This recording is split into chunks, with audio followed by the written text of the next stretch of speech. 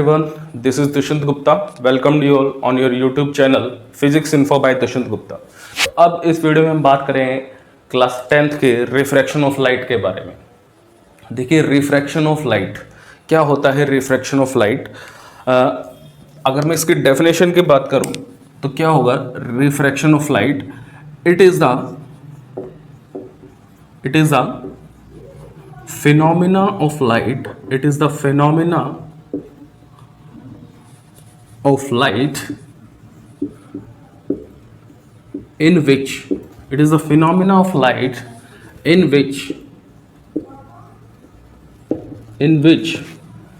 the light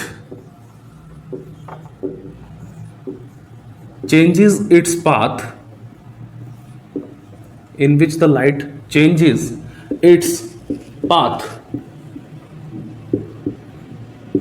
when it goes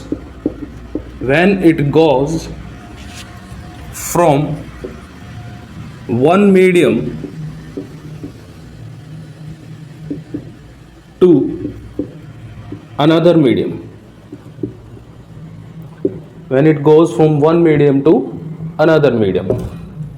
ठीक है। It is the phenomena of light in which the light changes its path when it goes from one medium to another medium. ये एक phenomena है light का जिसके अंदर light अपने path को चेंज कर लेती है। कब? जब वो एक मीडियम से दूसरे मीडियम के अंदर ट्रेवल करती है। लाइट अपना पाथ चेंज करती है। कैसे समझेंगे इस चीज़ को? देखिए मान लीजिए कि मेरे पास एक टॉर्च है। हम डेली लाइफ में क्या देखते हैं कि मेरे पास एक टॉर्च है, टॉर्च से लाइट जा रही है बिल्कुल सीधा। आपने देखा होगा उसका जो फोकस होता है वो बिल्कुल स्ट्रेट जाता हुआ दिखता है। जिधर भी हम उसको डायरेक्शन करेंगे तो वो उसी डायरेक्शन में उसका फोकस जाता हुआ दिखेगा। आपको कभी ये फील नहीं हुआ होगा कि वो फोकस मुड़ता है, ठीक है, इधर उधर मुड़ जाता है। ऐसा कभी फील नहीं हुआ क्योंकि वो मुड़ता ही नहीं है, ठीक है, अपना पाथ चेंज नहीं करता है। पर क्या कभी रियल लाइफ में ऐसा देखा है कि लाइट अपना पाथ चेंज कर रही है? देखा होगा, और देखा होगा तो शायद फील नहीं किया होगा या पता नहीं होगा उसके बारे में। बच्चों क्या होता है जब आप लाइट को ऐसे करके एयर से ऐसे जा रही है और वो मान लीजिए आप किसी वाटर टैंक के अंदर मार रहे हैं या किसी पॉन्ड के अंदर उसको लाइट को मार रहे हैं, तो जो लाइट का फोकस है जैसे उस वाटर के अंदर जाएगा तो वो अपने डायरेक्शन को चेंज कर लेता है। ठीक है, ऐसा नहीं है कि वाटर में ही चेंज करेगा। कोई और चीज़ लोगे मीडियम, जैसे कि कोई भी और मीडियम चेंज करोगे तो आप उसके अंदर भी आपका पाथ क्या हो जाएगा, चेंज हो जाता है। तो उसी फिनोमिना को क्या बोलते हैं हम, रिफ्रैक्शन ऑफ लाइट। देखिए इसको डिटेल में समझेंगे क्या होता है। ये तो इसकी डेफिनेशन है। It is the phenomena of light in which the light changes its path when it goes from one medium to another medium. होता क्या है इसके अंदर, देखिए बाय डायग्राम समझते हैं थोड़ा सा। ये मेरे पास मान लीजिए यहाँ पे एक मीडियम नंबर 1 है और ये मेरे पास मीडियम 2 है। दो मीडियम है मेरे पास, medium 1 and medium 2। This line represents the interface of the two mediums. जैसे कि ये मेरे पास इससे ऊपर एयर है और इससे नीचे मान लीजिए वाटर है। ठीक है, very common example air and water. तो यहाँ पे क्या होता है, मान लीजिए यहाँ से मेरे पास इंसिडेंट लाइट आ रही है ऐसे। ठीक है, ये कौन सी लाइट है मेरे पास, इंसिडेंट लाइट है। और यहाँ ये सरफेस का क्या है भाई मेरे पास, इस सरफेस का नॉर्मल, यानी इस सरफेस पे जो परपेंडिकुलर है वो ये ऐसा होगा कुछ। ठीक है, ये मेरे पास इस सरफेस का क्या बन गया भाई, परपेंडिकुलर, और ये इंसिडेंट लाइट है। And that this light makes an angle I with the normal. अब क्या होता है, रिफ्लेक्शन के अंदर हमने देखा था जैसे ये टकराएगी तो वापस इसी मीडियम में चली जाती थी। उस फिनोमेना को रिफ्लेक्शन ऑफ लाइट बोलते थे। बट रिफ्रैक्शन ऑफ लाइट के अंदर क्या है, ये इस मीडियम में तो जाएगी पर कुछ पार्ट जो है इंसिडेंट लाइट का वो दूसरे मीडियम में चला जाता है। ठीक है, तो हमें उसी पार्ट को स्टडी करना है। तो ये अगर अपने एक्चुअल पाथ पे चलती तो ऐसे जाती, ठीक है, लेकिन हमें क्या मिला कि लाइट बिल्कुल स्ट्रेट ना जाके अपने उसी पाथ पे ट्रेवल ना करके या तो ये बैंड हो जाती है इस डायरेक्शन में या ये बैंड हो जाती है इस डायरेक्शन में। ठीक है, ये दो डायरेक्शन में ऐसे बैंड हो जाती है। तो लाइट का एक्चुअल पाथ ये था, बट पाथ क्या हो गया, चेंज। इसी पाथ के चेंज होने के फिनोमिना को ही क्या बोलते हैं हम, रिफ्रैक्शन ऑफ लाइट। ये पाथ चेंज क्यों हुआ, क्योंकि मीडियम चेंज हो गया। पहले मीडियम कोई और था जिसमें ट्रैवल करके आ रही थी, और जब ये दूसरे मीडियम में गई तो मीडियम चेंज हो गया, जिस वजह से उसका पाथ भी क्या हो गया, चेंज हो गया। तो ये एंगल ऑफ इंसिडेंस है, और ये जो है ये बनेगा आपका एंगल ऑफ रिफ्रैक्शन अगर ये इस डायरेक्शन में बैंड होती है, और अगर ये इस डायरेक्शन में बैंड होती है तो ये आपका एंगल ऑफ रिफ्रैक्शन ये बन जाएगा। ठीक है, तो जब ये ऐसे बैंड होगी, जब इस तरीके से बैंड होगी तो इसको क्या बोलेंगे, देखिए एक्चुअल पाथ ये है, ये हमारा नॉर्मल है, तो एक्चुअल पाथ से ये दूसरी साइड बैंड हो रही है, ऊपर की साइड, और तो इसको बोलेंगे अवे फ्रॉम द नॉर्मल। ये नॉर्मल से कहाँ जा रही है, दूर जा रही है, तो इसको बोलेंगे band away from the normal, band away from the normal, normal से दूर बैंड हो रही है, इसको बोलेंगे band away from the normal. और ये देखिए अपने एक्चुअल पाथ से नॉर्मल की साइड आ गई, अपने एक्चुअल पाथ से, एक्चुअल पाथ ये था, बल्कि तो ये क्या हुआ कि नॉर्मल की साइड बैंड होगी, तो नॉर्मल की साइड बैंड हुई तो इसे बोलेंगे band towards the normal, band towards the normal, normal की साइड बैंड हो गई। तो ये दो चीजें हैं, ठीक है। या तो लाइट एक मीडियम से जब दूसरे मीडियम में ट्रेवल करते हैं तो या तो वो band away from the normal होगी या बैंड टुवर्ड्स द नॉर्मल होगी, ठीक है।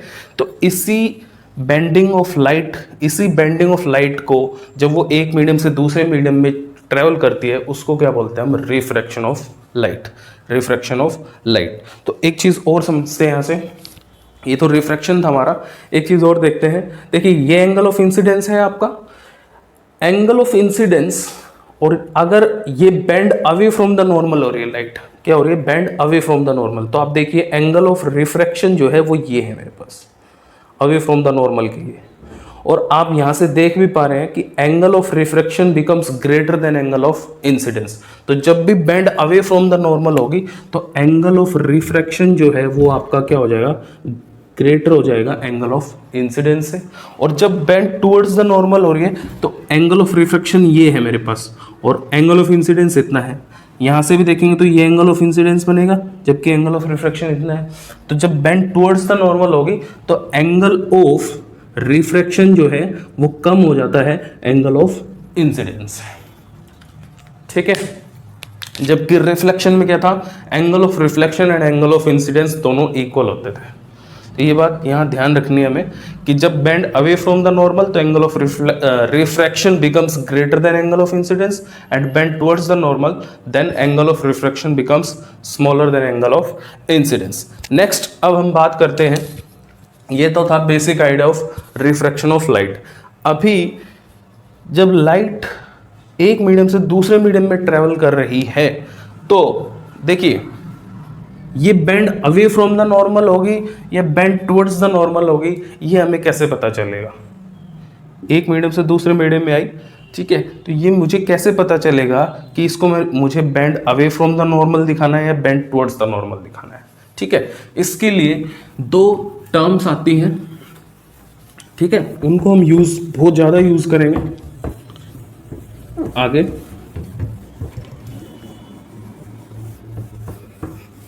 देखिए दो टर्म्स कौन से हैं, उन्हीं के कंटेक्स्ट में समझेंगे इस चीज को। एक होता है रेयरर और एक होता है मेरे पास डेंसर। दो टर्म्स हैं, बहुत इंपॉर्टेंट टर्म्स हैं, रेयरर एंड डेंसर। रेयरर और डेंसर शायद पहले सुना हो, नहीं सुना है तो अभी समझ लेंगे इस चीज को। एक रेयरर होता है मेरे पास और एक होता है डेंसर। ये किस चीज को बोलेंगे सर, किसका नाम है ये? रेयरर एंड डेंसर, ये दोनों चीजें रिप्रेजेंट करेंगी मीडियम्स को। किसको रिप्रेजेंट करेंगी? मीडियम को, कि एक मीडियम रेयरर है और एक मीडियम डेंसर है।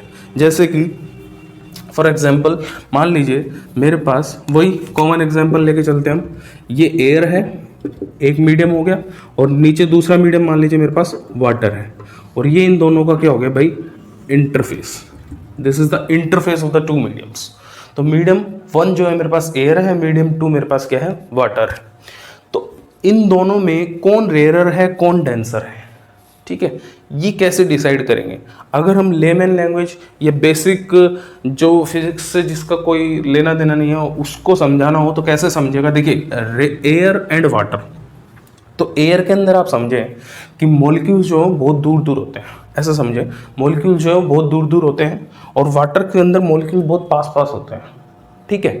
तो इसके अंदर लाइट इजीली ट्रेवल करेगी क्योंकि उसको अपोज करने वाला कोई जो पार्टिकल्स है वो बहुत दूर दूर है, तो इजीली ट्रेवल होके आएगी।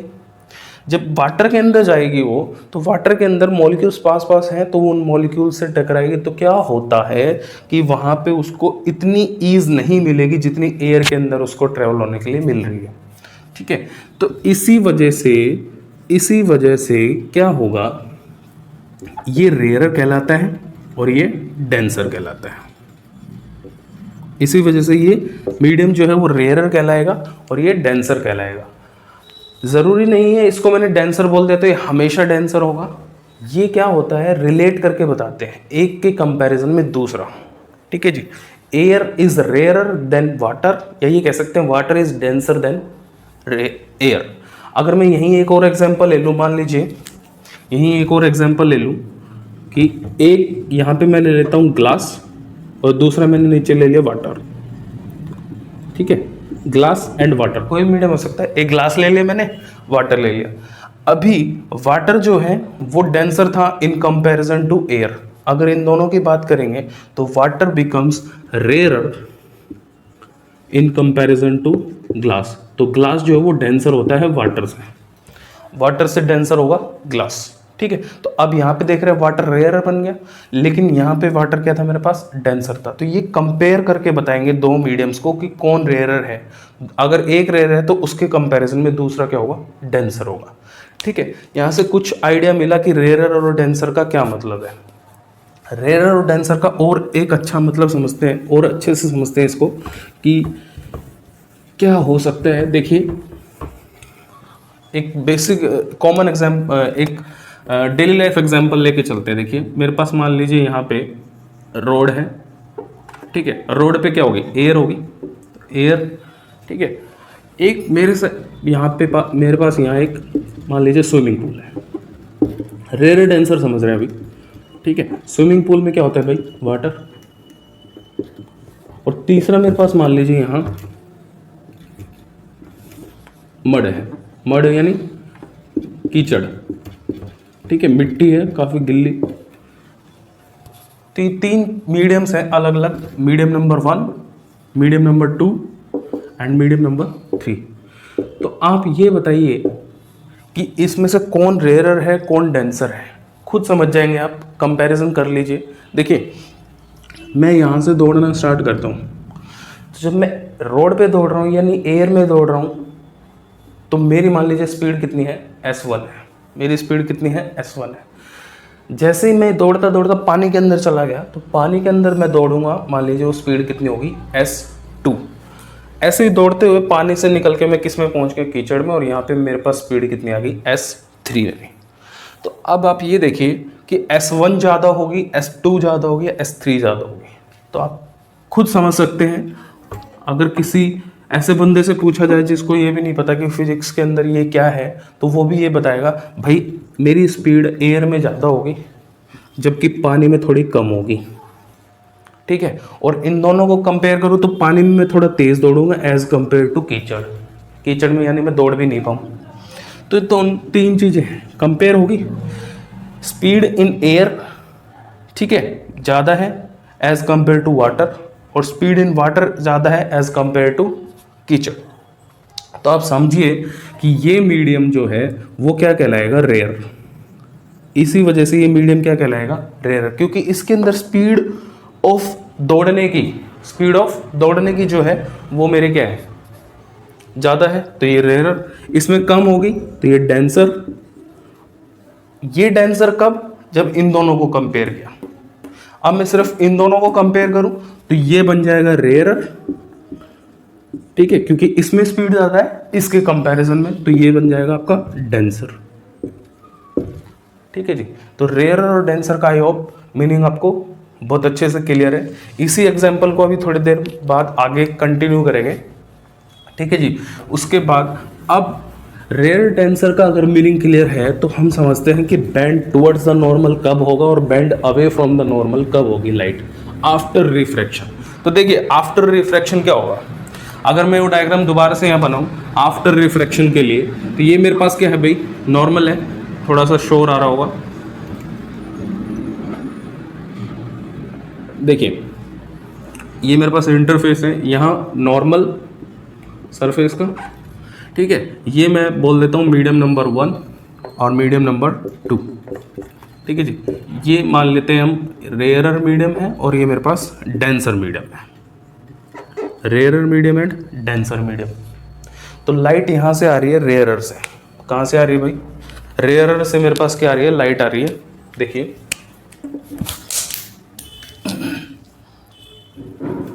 ये रेयरर से लाइट आ गई ऐसे,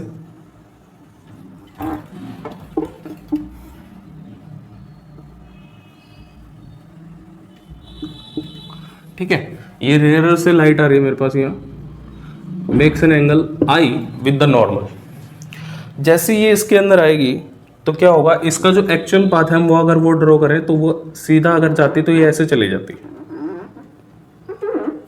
बट यहाँ मीडियम चेंज हो रहा है, मेरे पास मीडियम चेंज हो रहा है तो आपके पास ये लाइट क्या होगी, बेंड होगी बिकॉज ऑफ रिफ्रैक्शन। रिफ्रैक्शन होगा यहाँ पे, रिफ्रैक्शन होगा तो अब ये बताइए कि बेंड टुवर्ड्स द नॉर्मल होगी या bend away from the normal होगी। तो वो समझने के लिए बस हमें ये याद रखना है, जब भी मीडियम आपका रेयरर टू डेंसर होगा, जब भी मीडियम आपका क्या होगा, रेयरर टू डेंसर, रेयरर से किस में जा रही है, डेंसर में जा रही है लाइट, तो रेयरर से जब भी डेंसर में जाएगी तो बेंड टुवर्ड्स द नॉर्मल होगी, ये ध्यान रखना है। तो ये क्या हो जाएगा, यहाँ से ऐसे जाते हुए ऐसे चली जाएगी। तो ये देखिए इसको थोड़ा सा सही से ड्रॉ करते हैं, ये ऐसे आ जाएगी, ठीक है। तो ये क्या होगा, बेंड टुवर्ड्स द नॉर्मल। तो ये याद रखना है, when light goes from rarer to denser it bend towards the normal, towards the normal, bend towards the normal, ठीक है। लाइट जब रेयरर से डेंसर में आई, लाइट जब रेयर से ट्रैवल करते हुए डेंसर में एंटर की, तो जैसे ही डेंसर में एंटर की करेगी तो रेयर से डेंसर के लिए बेंड टुवर्ड्स द नॉर्मल होगा, ठीक है। ये आपको याद रखना है। दूसरा case away from the normal, इसका जस्ट रिवर्स कर दें। मान लीजिए कि इस बार मैं ये ले लेता हूँ डेंसर, ठीक है, और ये वाला मीडियम ले लेता हूँ रेयर। फॉर एग्जाम्पल मान लीजिए मैंने ले लिया वाटर ऊपर इस बार और नीचे ले लेते हैं एयर। पहले वाले केस में एयर ऊपर थी, ये नीचे थी। वाटर से एयर में कैसे जाएगी लाइट, मान लीजिए आपने एक लाइट, एक टॉर्च जो है वो पानी के अंदर, टब के अंदर रख दिया, बकेट के अंदर रख दी और उस बकेट के अंदर पानी भरा हुआ है, तो जब लाइट बाहर निकलेगी तो वो एयर में जाएगी। तो वही केस है डेंसर से रेयर। तो उस केस में क्या होगा, उस केस में बेंड टुवर्ड्स द नॉर्मल ना होके और क्या हो जाएगी ये भाई, bend away from the normal, it goes bend away from the normal. तो bend away from the normal ऐसे चली जाएगी, तो ये हो जाएगा मेरे पास bend away from the normal. और कौन सा केस है, जब लाइट डेंसर से किस में जाए, रेयरर में, तो क्या होगा, bend away from the normal, bend away from the normal, ठीक है जी। इस बार ये बनेगा आपका एंगल ऑफ रिफ्रैक्शन। तो इस केस में जब रेयर टू डेंसर होगी तो एंगल ऑफ रिफ्रैक्शन जो है वो स्मॉल होगा एंगल ऑफ इंसिडेंस से, और जब अवे फ्रॉम द नॉर्मल तो angle of refraction becomes greater than angle of incidence, ठीक है। तो ये था कि कब बेंड टुवर्ड्स द नॉर्मल लेना है और कब bend away from the normal लेना है। तो ये दोनों बातें हमें ध्यान रखनी है। जब लाइट डेंस रेयरर से किस में जाए, डेंसर में, तो बेंड टुवर्ड्स द नॉर्मल, और जब लाइट डेंसर टू रेयरर जाए तो bend away from the normal होगी, ठीक है। अभी हम बात करते हैं कोज ऑफ रिफ्रैक्शन की, रिफ्रैक्शन होता क्यों है, what is the cause of refraction, refraction के होने का क्या कारण है, होता ही क्यों है। जब लाइट एक मीडियम से दूसरे मीडियम के अंदर जाती है तो हमें पता है कि रिफ्रैक्शन होता है, पर वो होता क्यों है। ऐसा क्यों होता है कि जब लाइट एक मीडियम से दूसरे मीडियम में जा रही है तो अपना पाथ चेंज करती है? तो अभी बताते हैं। देखिए इस चीज़ को मैंने पीछे भी अभी एग्जांपल लिया था कि इसका एयर, स्विमिंग पूल या कह दें हम वाटर, ठीक है जी, और दूसरा लिया था मैंने मड। तो इन तीनों में जब कंपैरिजन क्या है, अगर इसके अंदर स्पीड S1 है मेरे दौड़ने की और इसके अंदर S2 है और इसके अंदर S3 है, तो थोड़ी देर पहले बात की थी कि S1 जो है वो ज़्यादा होगी, S2 से ज़्यादा होगी S3, ठीक है। S1 जो है सबसे ज़्यादा, उसके बाद S2 से कम होगी, और S2 और S3 में देखें तो S2 ज़्यादा होगी, S3 कम होगी। समझ गए मेरी बात? तो ये क्या है, यहाँ पे आपकी स्पीड कंटिन्यूसली चेंज हो रही है। और कंटिन्यूसली चेंज कैसे हो रही है? जैसे जैसे आपका मीडियम डेंसर होता जा रहा है आपकी स्पीड क्या होती जा रही है? कम। ये रेयर था, ये डेंसर था। इन दोनों में कंपेयर करते तो ये रेयर था, ये डेंसर था। यानी कि ये डेंस और ये ज़्यादा डेंस होता जा रहा है। तो जितना ज़्यादा डेंस होता जा रहा है उतनी ज़्यादा आपकी स्पीड क्या होती जा रही है? दौड़ने की कम होती जा रही है, ठीक है। अगर मैं आपको चेंज करके आपकी जगह में लाइट ले लूँ और लाइट की स्पीड की बात करूँ, तो बोलो अगर लाइट की स्पीड यहाँ पे ट्रैवल होने की S1 है, यहाँ पे लाइट की स्पीड ट्रैवल होने की S2 है, और यहाँ पे लाइट की स्पीड ट्रैवल होने की S3 है, तो वो भी यही होगा, ठीक है। क्योंकि स्पीड ऑफ लाइट जो है जब मीडियम चेंज होगा तो वो क्या होगी? चेंज हो जाती है। स्पीड ऑफ लाइट चेंज होने की वजह से ही आपका रिफ्रैक्शन होगा। तो यही कोज है, ठीक है। कोज ऑफ, क्या पढ़ रहे हैं हम? Cause of refraction, cause of refraction. तो इसका कोज क्या है भाई? रिफ्रैक्शन का क्या कारण है रिफ्रैक्शन होने का? Speed of light, speed of light, speed of light changes, speed of light changes when the medium in which when the medium of the light changes, when the medium of the light changes, जब light का medium change होगा तो speed of light क्या हो जाती है? Change. तो देखिए जब एयर से वो वाटर के अंदर गई तो मीडियम चेंज हुआ, तो मीडियम चेंज होने की वजह से उसकी स्पीड भी क्या होगी? चेंज। जिस वजह से ही क्या होता है? रिफ्रैक्शन होता है। तो this is the main cause of refraction of light, that speed of light changes when the medium of the light changes, ठीक है। और ये कैसे चेंज होती है? जैसे जैसे आपका मीडियम डेंस होता जाएगा वैसे वैसे आपकी स्पीड क्या होती चली जाएगी? लाइट की कम होती चली जाएगी, ठीक है। तो यहाँ हम एक कंक्लूजन लिख सकते हैं, lesser is the speed of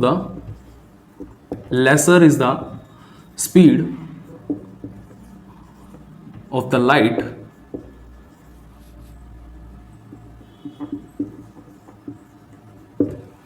ठीक है।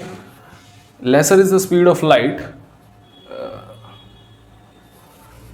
कब? डेंसर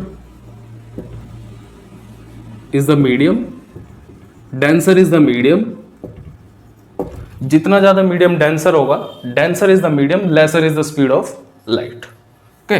तो जितना ज्यादा डेंस होता जा रहा है आपका मीडियम, स्पीड क्या होती जा रही है? कम होती जा रही है, ओके। तो ये था इसका कारण, speed of light changes when the medium of the light changes. अब नेक्स्ट हम बात करते हैं लॉज ऑफ रिफ्रैक्शन की, ठीक है जी। Laws of refraction of light, देखिए इसके डेली लाइफ एग्जांपल आप देख सकते हैं, कॉमन लाइफ में एग्जांपल देख सकते हैं। जैसे कि अभी बता रहा हूँ रिफ्रैक्शन ऑफ लाइट का सबसे अच्छा एग्जांपल है वाटर, पानी का ग्लास लीजिए और उसके अंदर आप लेज़र लाइट, ठीक है, डाल के देखिए तो आप देखेंगे कि चाहे वो थोड़ा हल्का ही दिखे बट पाथ ऑफ लाइट जो है वो चेंज हो जाता है, ठीक है। अभी हम बात करते हैं लॉज ऑफ रिफ्रैक्शन के बारे में। लॉज ऑफ रिफ्रैक्शन, ठीक है जी। लॉज ऑफ रिफ्रैक्शन क्वेश्चन आता है, state the laws of refraction of light. तो इसके अंदर दो लॉज हैं, ठीक है। पहला बहुत ही सिमिलर है with the law of reflection जो हमने पढ़ा था, क्या था वो, the incident light reflected light, वहां क्या था, रिफ्लेक्टेड, उस रिफ्लेक्टेड की जगह यहां पे सिर्फ क्या हो जाएगा, refracted light, the incident light, refracted light and the normal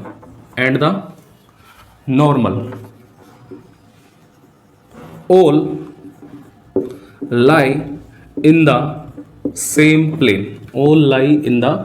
same plane, ठीक है जी।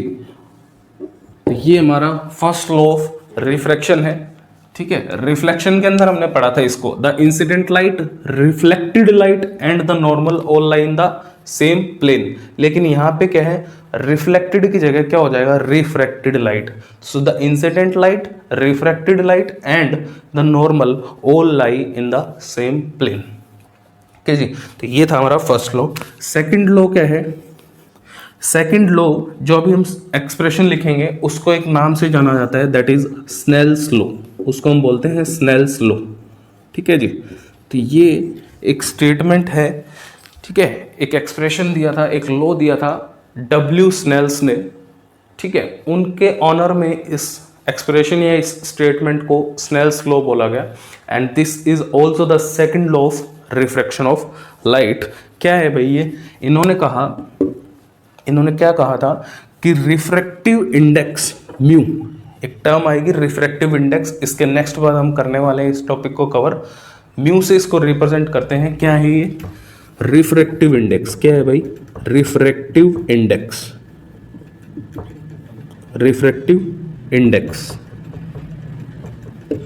ठीक है, refractive index and the sine of angle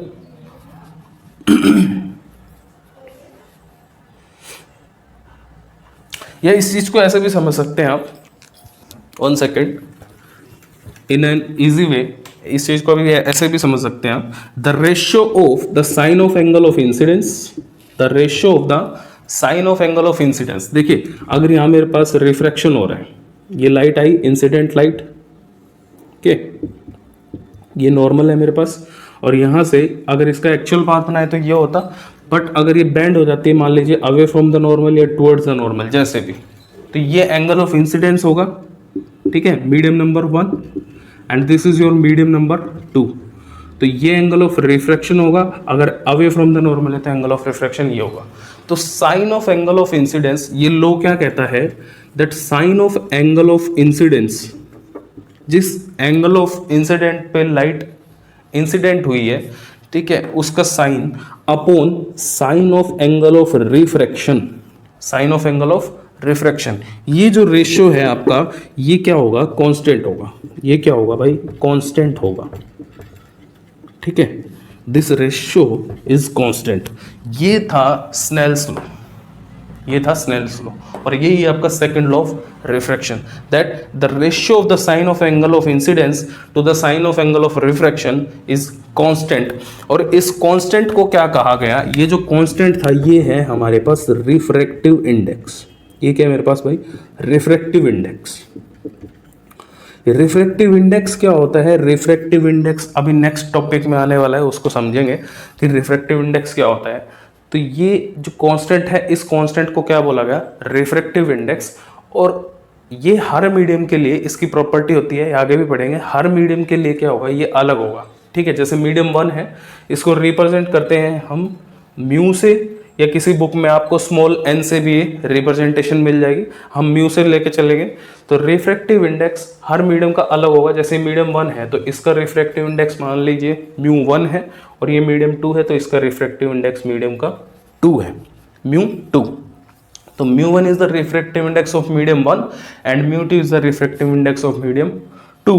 तो अकॉर्डिंग टू स्नेल्स लॉ ये जो कांस्टेंट है ये कैसे आता है, ये जो कांस्टेंट है ये कैसे आएगा भाई, देखिए sine of angle of incidence upon sine of angle of refraction is equal to mu 2 upon mu 1 μ2 upon μ1, और जब इन दोनों को डिवाइड करेंगे तो एक कांस्टेंट वैल्यू आएगी। रिफ्रैक्टिव इंडेक्स को रिफ्रैक्टिव इंडेक्स से डिवाइड कर रहे हैं तो क्या मिलेगा आपको, रिफ्रैक्टिव इंडेक्स ही मिलेगा, और वो भी एक कांस्टेंट वैल्यू, इस वजह से इसको कांस्टेंट बोला गया है। ठीक है, इसको मैं ऐसे भी लिख सकता हूँ, refractive index of medium 2 with respect to 1, इस तरीके से भी इसको डिनोट कर सकते हैं। ये रेशियो ही रिप्रेजेंट कर रहा है। So this is your Snell's law and also the second law of refraction of light. Refractive index पे नेक्स्ट वीडियो में बात करेंगे with some numericals on it. Paper के अंदर इस पे न्यूमेरिकल आते हैं रिफ्रैक्टिव इंडेक्स पे। तो ये था हमारा पास बेसिक ऑफ रिफ्रैक्शन।